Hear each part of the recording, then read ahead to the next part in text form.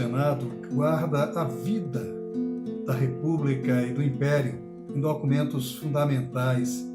Esses documentos agora estão sendo publicados de uma maneira mais palatável, em linguagem jornalística. É o projeto Arquivo S, cujo quinto volume está sendo lançado agora. E é sobre isso que a gente vai conversar no Leituras Especial de agora. E hoje a gente conversa aqui com a chefe do Arquivo Histórico do Senado, Rosa Vasconcelos, com o historiador e cineasta Silvio Tendler e com o historiador e advogado Bruno Antunes de Cerqueira. O que é, basicamente, o Arquivo S, esse projeto Arquivo S, como é que ele se firmou? Começou com o Jornal do Senado e a gente também é concomitante juntamente com a Agência Senado. Uma vez por mês sai uma matéria sobre uma data comemorativa relativa a um projeto, uma lei, né, um projeto de lei que virou lei, ou sobre um assunto que esteja sendo debatido no Senado.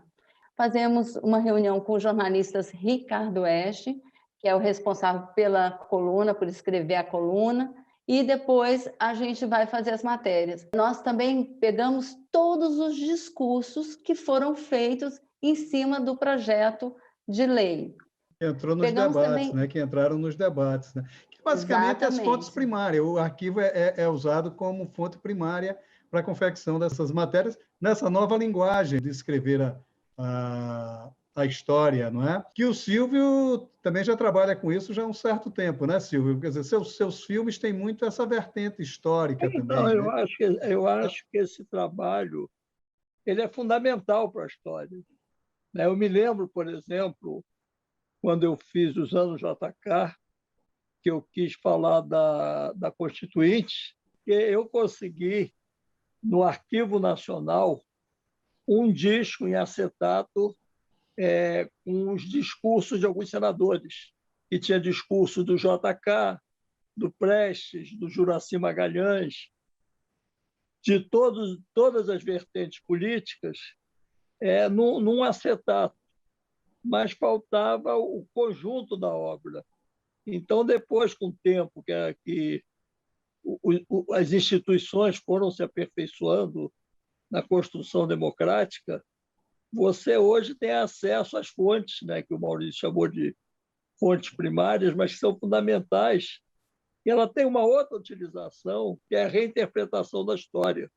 Então, a gente hoje pode consultar todas as lutas políticas de um tempo para cá completamente organizado. Anos depois, eu consegui achar no Senado o discurso do Auro de Moura Andrade, na madrugada do dia 1º para 2 de 64, declarando a vacância do poder. Em áudio. E consegui, alguns meses depois, o discurso de cassação do JK, que, na verdade, ele já sabia que ia ser cassado e ele, então, discursou antes. E no Senado tem esses discursos. Então, são documentos fundamentais para a reconstrução da história brasileira. E hoje, como você tem a TV Justiça, você tem a TV Senado, a TV Câmara, você pode reconstruir a história do Brasil em todos os seus vieses. As assembleias legislativas estaduais, elas têm TVs também. Essa história vai sendo guardada e ela vai sendo fundamental na reconstrução e na reinterpretação dessa história. O cinema também reconstituiu. Eu lembro que no filme O Coronel Delmiro Gouveia, parte da história foi reconstruída a partir dos debates sobre a construção da usina lá de Paulo Afonso, a partir dos debates na Câmara e no Senado, que havia uma oposição muito grande a ele, né? Quer dizer, também... Sim, você vai ter Petrobras, você vai ter...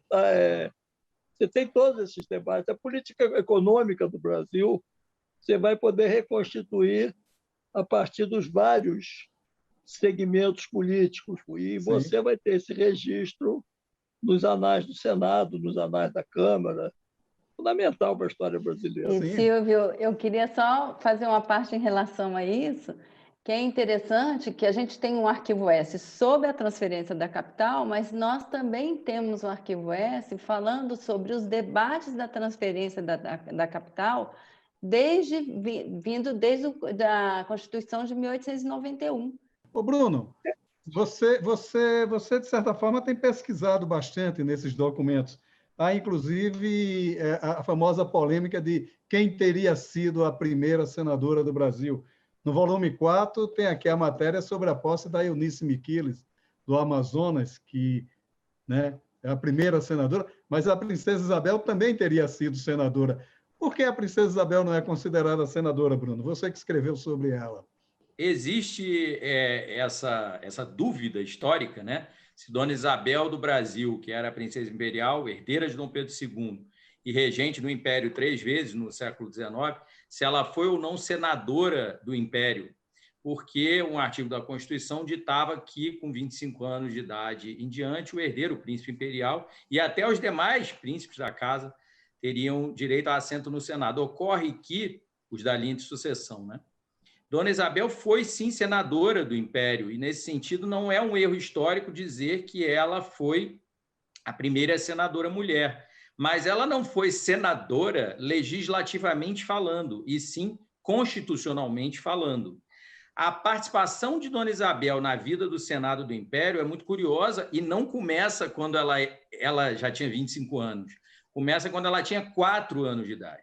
Com 4 anos de idade, ela foi proclamada pelo Senado do Império, pela Câmara dos Deputados do Império, princesa imperial do Brasil, que significa herdeira do trono verdadeiramente de Dom Pedro II. Isso foi no Paço do Senado, no Rio de Janeiro, Palácio Conde dos Arcos.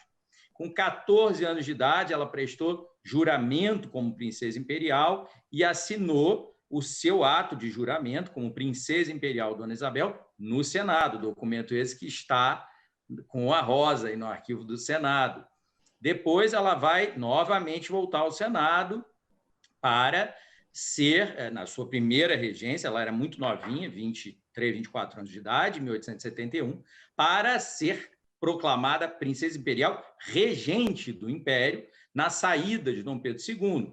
Então tem uma nova tela retratando isso, tem várias telas que retratam a vida, digamos, senatorial de Dona Isabel, que não é a de um senador comum, propositor de leis, etc. É a vida do herdeiro do Império, do herdeiro do trono, que era uma mulher, que era ela. A vida dela na política, que tinha uma relação com o Senado, estava mais no Conselho de Estado, onde ela tinha cadeira, né? O marido dela também, e ali havia conselheiro de Estado que eram senadores antigos do Império, né? O Senado era vitalício no Império, só não era hereditário, mas era vitalício, e, portanto, a vida senatorial, digamos assim, mais política, claramente da princesa imperial, se deu no Conselho de Estado, nas vezes em que ela atuou como membro ativo. Quer dizer, é uma espécie de revisão histórica, né, que a gente acaba fazendo frequentemente, e a importância dos arquivos para isso. A Carta de Caminha, que reviveu toda a história do Brasil, ficou 300 anos guardada no arquivo da Torre de Tombo, sem que ninguém tivesse conhecimento dela, né? A importância dos arquivos, Rosa, porque essa semana se mostra como a Semana do Arquivista. O dia 9 de junho é Dia Internacional do Arquivista. E o Conselho Nacional de Arquivos, ele lançou essa ideia de as instituições no mundo fazerem ações para promover os arquivos, a importância do arquivo, tanto no resguardo dos direitos do cidadão, quanto da memória.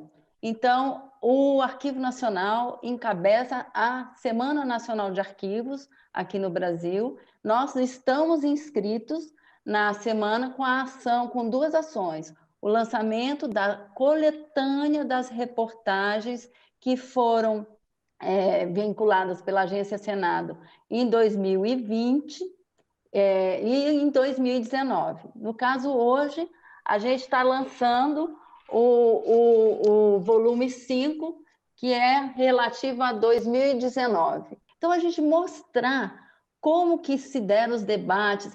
Às vezes a gente olha assim, nossa, mas era muito machista esse senador, essa visão. Mas a gente era. uma sociedade extremamente machista, extremamente feminista. Então, é muito interessante isso, né? Em 1996, eu fui no distrito de Salgueiro, no interior de Pernambuco, filmar num quilombo, Conceição das Crioulas. E a história daquele lugar é que 6 negras trabalhando com algodão se juntaram, compraram as terras e fizeram um quilombo ali. E tinha uma comunidade de negros que morava ali, negros quilombolas, e eles estavam reivindicando a posse da terra. E alguns fazendeiros também queriam a terra. E um dia eu estava passando numa rua lá e vi uma senhora muito interessante na janela, muito tranquila. E aí comecei a conversar com ela, a gente botou a câmera, e aí eu perguntei a ela a quem aquelas terras pertenciam. E ela me contou essa história. E eu falei, mas e como é que a gente pode provar essa sua história? Ela falou, meu filho, vai lá em Portugal, na Torre do Tombo, que você acha o documento. Ele existe, ele está lá. Isso aí no interior de Pernambuco, Conceição das Crioulas, sim, e as terras foram desapropriadas, entregues a eles, e hoje moram 750 famílias. Então, a importância do arquivo é essa. Existe o documento.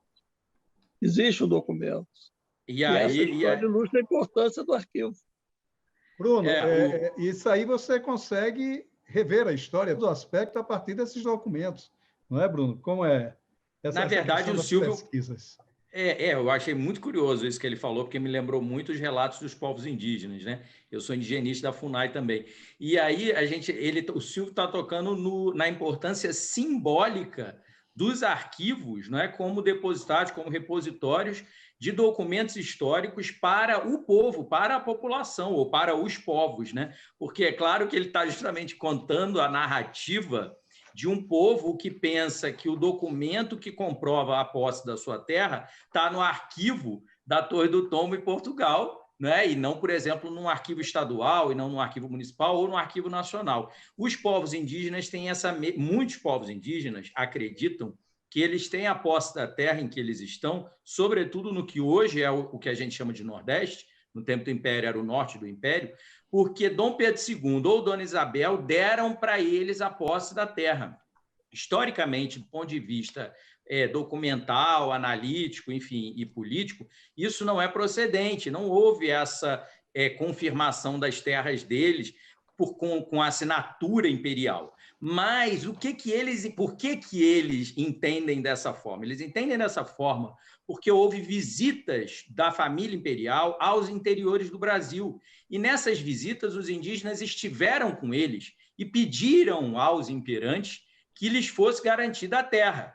Como eles ouviram que a terra seria garantida, os descendentes, então, imaginam que sim, que o documento é concreto, que, na verdade, como o imperador falou, ou Dona Isabel, ou seja, quem foi o nome dele, então há um documento verdadeiramente dizendo que a posse está garantida. O direito dos indígenas à posse da terra é um direito, como diria um grande jurisconsulto do Brasil, que foi um isabelista, né, o João Mendes de Almeida Júnior, é um direito congênito, ele não necessita desse documento. Mas veja que o Silvio reportou o quanto os documentos são simbolicamente importantes para lastrear as narrativas históricas, sejam elas narrativas históricas dos historiadores, né, que são, enfim, os profissionais da história, quanto as narrativas históricas de povos tradicionais. Povos originários, né? Povos originários, que são os povos indígenas. Quem eram, né? Eles, a gente chegou. Claro, o imperador lógico. veio depois. Exato. Está retratado pelo Vitor Meirelles na primeira missa. Sim, claro, exatamente. Os povos originários, aí chegaram os padres, os jesuítas, chegaram Sim. os políticos, chegaram as caravelas, mas eles já estavam ali. Há nesse volume 5 uma coisa interessante, uma matéria interessante, que é sobre a revolta da Aragarças. E você fez os anos JK, que tem um subtítulo no seu filme que eu acho interessante. Uma pausa de democracia entre as nossas ditaduras. Quer dizer, Aragaça foi uma prova desse espírito democrático do JK, né? Quer dizer, como é isso? Essa prova é maior. Na verdade, ela nasce em Jacareacanga. O Sim. Juscelino toma posse em 56. 2 semanas depois da posse do Juscelino, um bando de oficiais da aeronáutica vão para Jacareacanga, ocupam a região e tentam dar um golpe de Estado ali, ou uma guerrilha de direita, eu não sei bem o que era aquilo. Eles são cercados, alguns fogem do país, o Paulo Vitor vai para a Bolívia, se exila na Bolívia, o Haroldo Veloso é preso, era o chefe da revolta. Eles são cercados, o Juscelino prende, neutraliza a rebelião, anistia os revoltosos, reintegra a aeronáutica e promove. O Haroldo Veloso faz Jacareacanga como major e ele vai fazer Aragarças em 59 como tenente-coronel, promovido pelo próprio JK, que ele tentou derrubar. A pausa da democracia não é minha, não. Meu nome é usando o JK. Efetivamente, foi naquele momento, entre 45, entre 50 e nos anos até 64, foi o único governo civil, que o Dutra era militar. Depois o Getúlio não conseguiu completar o mandato, se suicidou. O Café Filho saiu fora.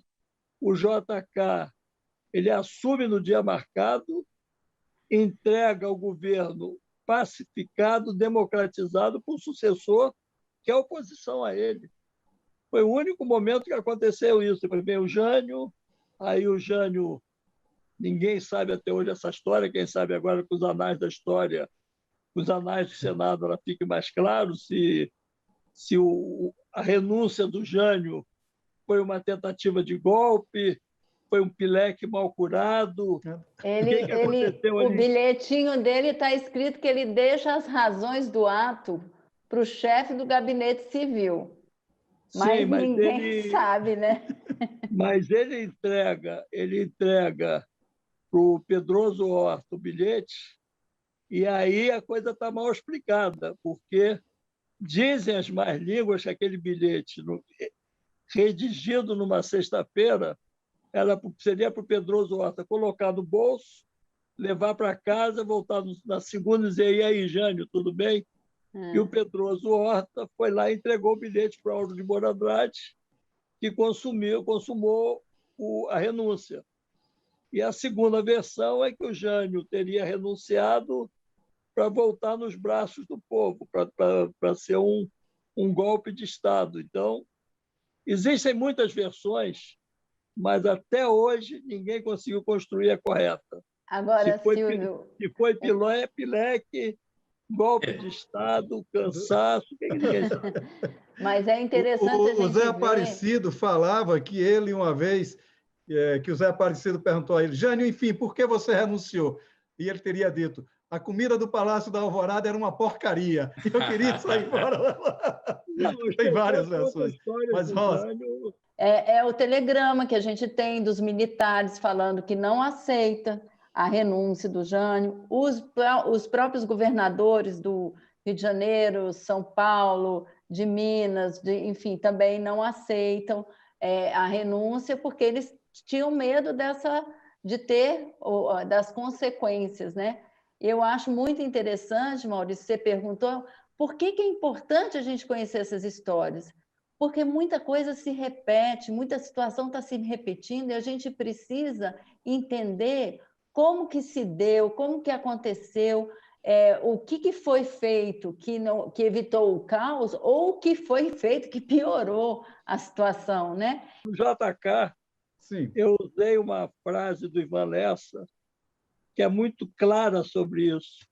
O Ivan Lessa falou: de 15 em 15 anos, o Brasil esquece tudo que aconteceu nos últimos 15 anos. Nessa edição, volume 5º, tem um material sobre a revolta da vacina, né? Que era contra a vacina de varíola, lá no início do século passado. Quer dizer, Bruno, essa retomada do passado também, como é isso? Você como historiador, você como pesquisador, fala um pouco sobre essas recorrências Eu do só queria passado. comentar outra coisa que a Rosa Sim. falou, depois eu vou para isso. A Rosa falou que o governador, na época, tinha o Estado do Rio e a Guanabara. Guanabara era o Lacerda, que rompeu com o Jânio. Uhum. Ele não pode ter pedido para o Jânio ficar, porque ele foi uma das razões da saída do Jânio. Ele foi posto para fora do palácio. O Lacerda, quando chegou na porta do Alvorada, as balas dele estavam na porta. Então, deve ter sido o governador do Estado do Rio, do então Estado do Rio. Em relação à vacina, eu também fiz alguns trabalhos sobre o Oswaldo Cruz, e é verdade, num dos trabalhos, inclusive, eu fiz um filme meio ficcionado, e o cara que faz o papel do senador é o Fábio Barreto, né, foi um grande diretor, cineasta que morreu, e tem esses discursos que estão nos anais do Senado. O mesmo senador é contra a vacina obrigatória, diz não vão botar a mão no braço das nossas mulheres, e 2 anos depois, diante da epidemia de varíola, gente morrendo, esse mesmo senador fala inadmissível que o governo não tome providências contra a varíola e pede a vacinação obrigatória. Então, esses documentos que estão aparecendo mostram a realidade dessa história. Realmente, no primeiro momento da vacinação obrigatória, os políticos, os jornalistas foram contra. E o Oswaldo Cruz foi muito maltratado pela imprensa e ele guardava esse material. Os arquivos do Oswaldo Cruz, eu tive acesso na Fiocruz, na casa de Oswaldo Cruz, ele recortava tudo e guardava, porque ele sabia que ele tinha razão. E ele era super maltratado pela imprensa, ele apanhava muito. Sim. Mas ele sabia, não, um dia eles vão ver que eu tinha razão. As e charges ele criou essa ideia da vacinação obrigatória, né? Porque a casa dele foi apedrejada. Ele foi pedir demissão ao Arthur Bernardes, se sentindo responsável, porque o Arthur Bernardes quase foi deposto. E aí ele foi pedir desculpas, olha, eu estou sendo mais um problema para o senhor do que uma solução. E é bom que tenha esse material nos anais do Senado.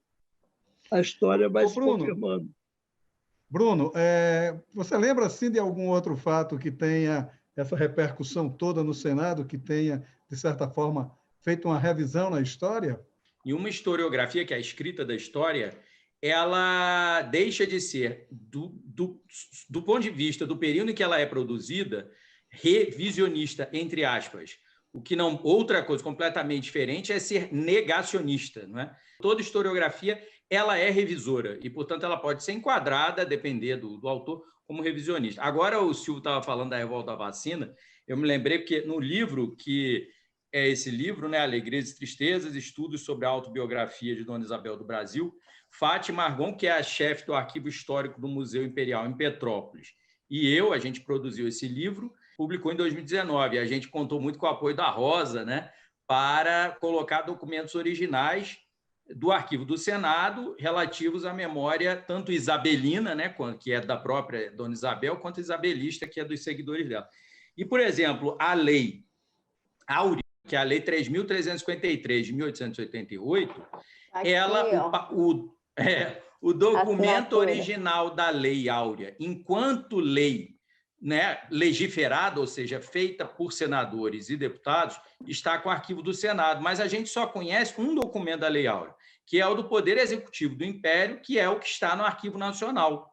Ocorre que a lei que está no livro de leis, que também tem a mesma assinatura de Princesa Imperial Regente de Dona Isabel, na verdade, sob diversos aspectos, é muito mais a lei, porque é a lei fruto do processo legislativo que culminou no fim, né, no extermínio da escravidão no Brasil, do que aquela toda pergaminhada e pintada, elaborada, que está no Arquivo Nacional e que foi, na verdade, mais uma obra de arte, né, de caligrafia, etc. O que importa é os documentos históricos que estão sob a guarda dos arquivos, eles sempre propiciarão uma nova história, mesmo que o objeto do estudo seja o mesmo, porque quem estuda, o pesquisador, é outro. E o documento, você faz perguntas ao documento, e o documento faz perguntas, né, que são as do seu tempo, né? Diria toda a filosofia da história do Benedetto Croce. Não existe nenhuma história que não seja contemporânea, porque todos nós temos questões do nosso tempo. Nós somos premidos e impulsionados por algo que ocorre no tempo em que a gente vive, nós, historiadores. Eu queria justamente finalizar falando da importância do poder legislativo para a democracia, porque quando Dom Pedro deu o grito da independência, ele ainda demorou depois, só em 1826, que realmente a gente foi ter a primeira sessão legislativa. E a atuação do Senado e da Câmara, do poder legislativo, na constituição da nossa nação, da nossa identidade, ela é fundamental. Então, é muito bom e importante que as pessoas, não só os cientistas políticos, historiadores, os cineastas historiadores, mas o cidadão conheça a sua história. Política, social, estamos abertos. Os arquivos do Senado e da Câmara também estão abertos para isso. Já digo para a Rosa que eu vou procurá-la, porque eu tenho muito interesse em muitos documentos que estão no Senado, são fundamentais para o conhecimento da história brasileira. E essa oportunidade desse debate tão rico aqui, com o Bruno, com o Maurício, com você, Rosa, e eu acho que foi uma tarde muito proveitosa e vamos em frente. Queria, na verdade, reiterar, né? Eu me senti contemplado pela fala da Rosa, os arquivos públicos são, não é, exatamente o que os difere de serem arquivos privados, eles são um convite à prática cidadã no conhecimento, não é, da história local, da história regional, da história nacional. Os arquivos têm de ser abertos ao público e eles têm que ajudar aos brasileiros, né, na sua prática de cidadania. O grande mérito dessa coleção, são 5 volumes já, o 6º já está aí no prelo, já saindo, né? É exatamente essa possibilidade de você dialogar com a história de uma maneira menos formal. Então, também dizer que o Arquivo S ele está disponível no portal do Senado, sai toda primeira sexta-feira do mês, as reportagens. Muito obrigado por essa presença no Leituras Especial. Foi um programa muito valioso, um programa que ensinou a história de uma maneira muito inquietante e muito interessante e, sobretudo, ensinou o que é o fascínio da história. Muito obrigado, pessoal, e até os nossos próximos encontros.